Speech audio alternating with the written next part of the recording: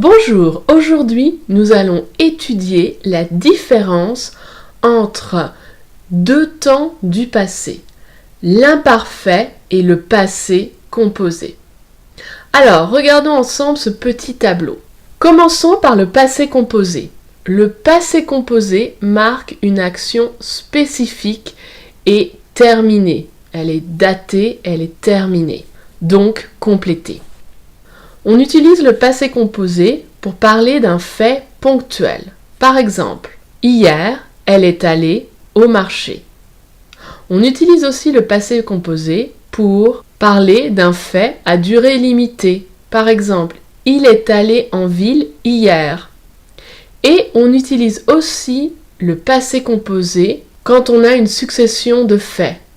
Par exemple, nous avons mangé, puis nous sommes allés au cinéma et nous avons regardé un film. Vous voyez, ce sont des successions d'actions. Pour l'imparfait, on l'utilise pour parler d'une action qui est longue. Le passé composé, c'est plutôt comme quand vous prenez une photo. D'accord ? Vous prenez une photo une fois. Alors que l'imparfait, vous allez filmer. C'est long, d'accord ? Une photo, c'est court. Un film, c'est long. Donc, passé composé court, imparfait long. L'imparfait s'utilise surtout pour la description. Vous allez décrire le temps, vous allez décrire un paysage, vous allez décrire des personnes, des sentiments. Donc, par exemple, il faisait froid. Ici, c'est la description.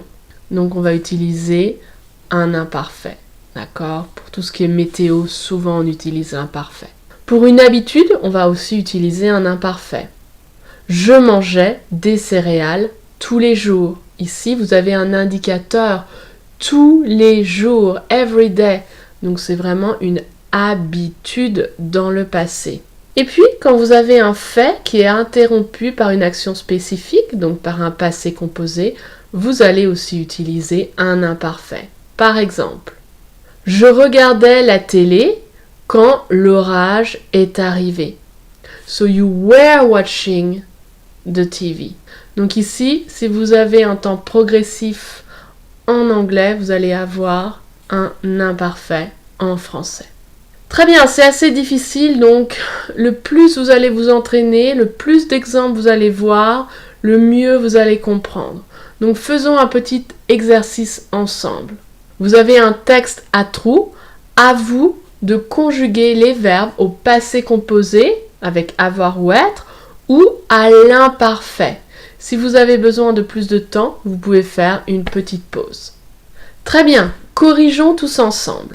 Ici, le premier paragraphe, ce sont des actions longues, ce sont des actions passées, mais des habitudes dans le passé, pas des actions spécifiques, pas une chose faite à un moment spécifique. Ce sont des choses qu'elle a fait répétitivement dans le passé. Ici, ça commence par quand Stéphanie était jeune. Donc ici, c'est une bonne indication. Elle était jeune, peut-être de 5 ans jusqu'à 10 ans. D'accord ? Donc vous avez vraiment une idée de longueur. Donc on utilise l'imparfait. Elle se promenait tous les jours dans le parc. Tous les jours, ici, c'est un bon indicateur de l'imparfait. It's every day, so it's really a habit in the past. Une habitude, des habitudes dans le passé. Elle mangeait souvent un sandwich. Ici, vous avez souvent, donc encore, une idée d'habitude. Et attention à manger, n'oubliez pas votre E pour la prononciation. Donc, elle mangeait souvent un sandwich sur un banc et lisait un livre. Donc ici, habitude dans le passé, le premier paragraphe va être à l'imparfait. Ici, on a un changement dans toutes ces habitudes.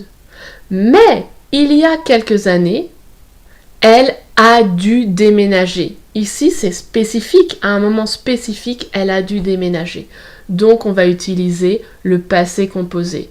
Devoir à un participe passé irrégulier, dû, attention à votre accent circonflexe sur le U, et on utilise avoir. Donc, elle a dû. Elle est partie dans une plus grande ville. Ici aussi, c'est une action spécifique. Elle est partie à un moment spécifique dans une plus grande ville. Partir, c'est un Dr. and Mrs. Van de Tramp. Il utilise être, donc elle est partie. Attention avec l'accord. Elle, c'est votre sujet, féminin singulier, donc partie IE. On est obligé d'accorder avec le sujet. Maintenant, attention à la phrase suivante, c'est un peu plus difficile. Il y a 3 jours, alors qu'elle marchait avec des amis, ici on va utiliser un imparfait, because she was walking. Donc vous avez une action qui est longue, même si c'est une action qui arrive à un jour spécifique, c'est une action longue qui va être interrompue par une action spécifique. Elle a découvert un parc. Donc ici, on utilise le passé composé avec découvrir parce que c'est un moment spécifique. She was walking when she discovered this park. Donc ici, elle a découvert, passé composé. Vous avez imparfait interrompu par un passé composé. Ensuite, donc elle a découvert un parc qui ressemblait à son ancien parc préféré. Ici, ressemblait, on utilise l'imparfait parce que ici c'est la description, c'est pas une action spécifique. Et la dernière phrase, elle était contente. Ici, c'est vraiment la description de ses sentiments. Donc on utilise l'imparfait.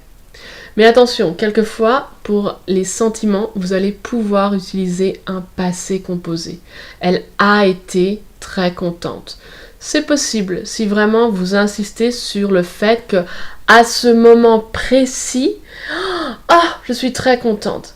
Ça peut marcher. On peut quelquefois utiliser le passé composé. Mais en majorité, vous allez utiliser un imparfait.